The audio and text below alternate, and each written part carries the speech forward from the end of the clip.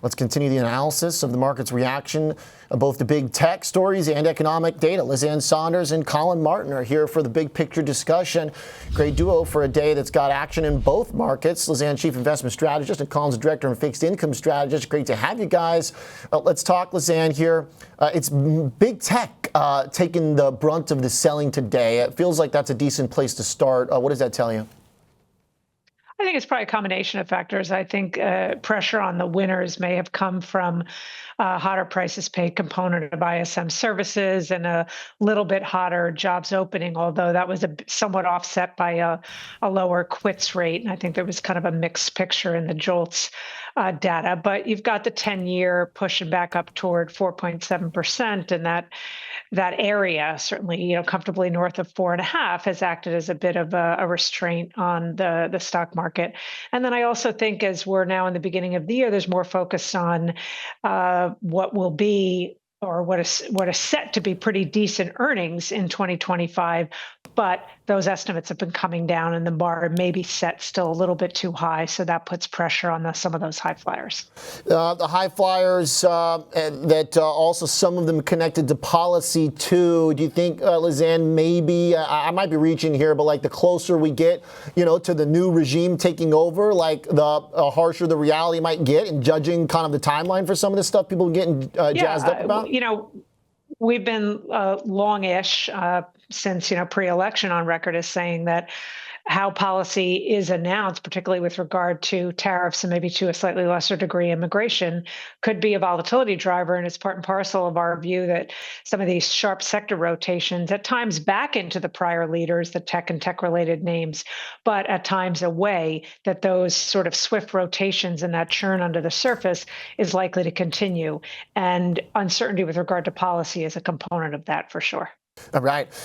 Let's talk bonds. We'll come back into some of those other macro themes, but clearly today the prices paid coming in hot, the JOLTS at the same time got some of this ball rolling. Maybe not all of it, but at least some of it to the conversation here, Collin. So what is the bond market's capacity to absorb better than expected or more inflationary than expected data right now?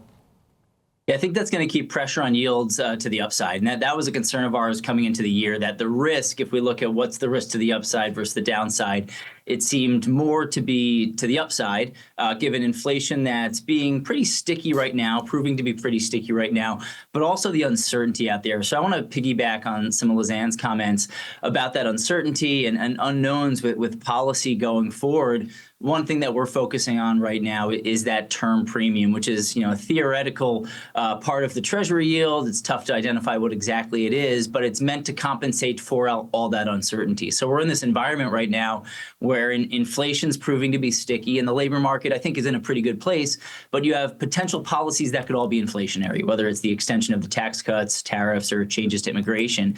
But at the end of the day, we don't know what they'll be, when they're coming, what the eventual impact will be. So I think that is a key driver right now. So we're seeing that term premium at the high end of the 10-year range. But if we expand that time frame back a little bit, go 15 years back or so, there is more potential upside there. So I think when we see these instances of stronger than expected economic data, as well as policy uncertainty, that just supports the case that there could be a little bit more upside with long-term yields.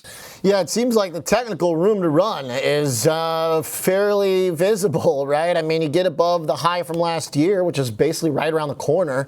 5's not too far from that. At what point, Collin, do the income buyers, though, who have been hungry for yield, come back into the market, especially if stocks come down and they go, you know what? We can't resist. I don't need to worry about capital. I'm just going to lock in my 5% or whatever. Or I don't know, what point do you see that buyer having adequate pushback? We don't have an exact number there, but I think 5% is an easy thing to point to. If we go back to late 2023, the 10-year hit that 5% number, never was really able to go much above it and came back down. And as you alluded to, Oliver, we're pretty close to last year's high.